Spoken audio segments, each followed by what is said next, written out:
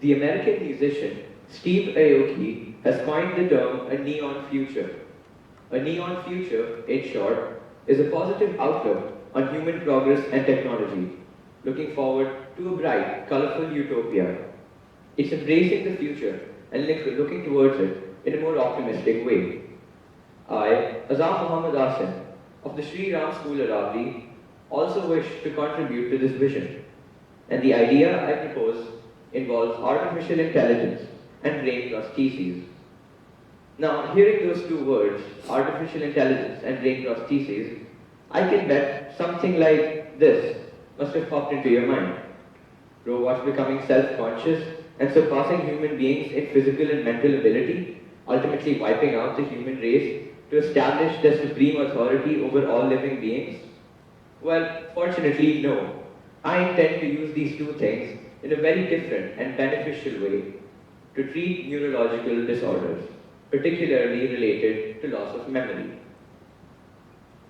As you can see from this report by the WHO, up to 1 billion people, that's nearly 1/7 of the world's population, suffer from neurological disorders, ranging from Alzheimer's and Parkinson's disease, strokes, dementia, and multiple sclerosis, with some 6.8 million dying of the maladies each year.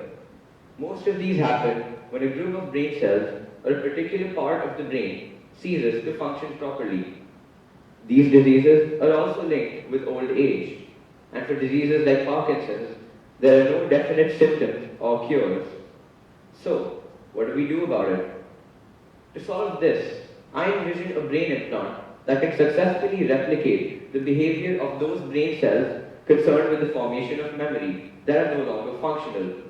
After all, at the grassroots level, nerve cells function by pouring certain combinations of chemicals into the synapses of other nerve cells.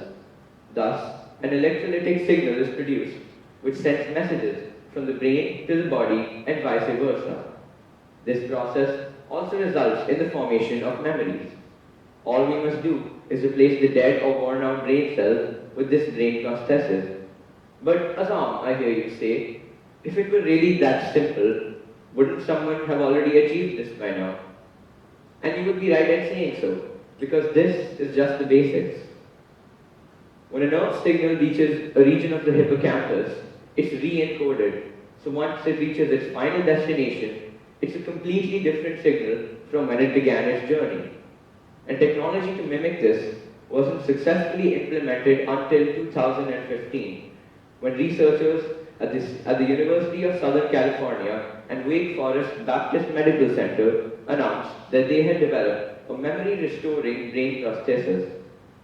This model accurately predicted how the brain signals would be translated, and the brain stimulation resulted in an average 15% improvement in short-term memory and 25% in working memory. But this in itself does not solve the problem. Sure, it can perfectly mimic the working of a brain cell, but the way everyone's brain works and stores memories is distinct and unique. The patterns noticed in one person's brain are completely different from those in other people. And that's where artificial intelligence comes into play. Have you ever heard of the term stem cell therapy? Basically, it's when you isolate and store a single cell of your body that can differentiate and divide into different cells of the body. This process is used to treat or prevent a disease. In a similar fashion, step 2 of my idea involves implanting a device into the brain of a healthy person early on in their life.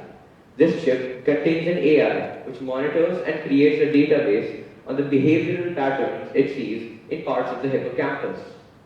When the patient is diagnosed, in the advent that the patient is diagnosed with a brain ailment, the non-functional brain cells can be replaced with the brain's prosthesis I mentioned earlier to replicate the proper functioning of the brain with the help of the collected data.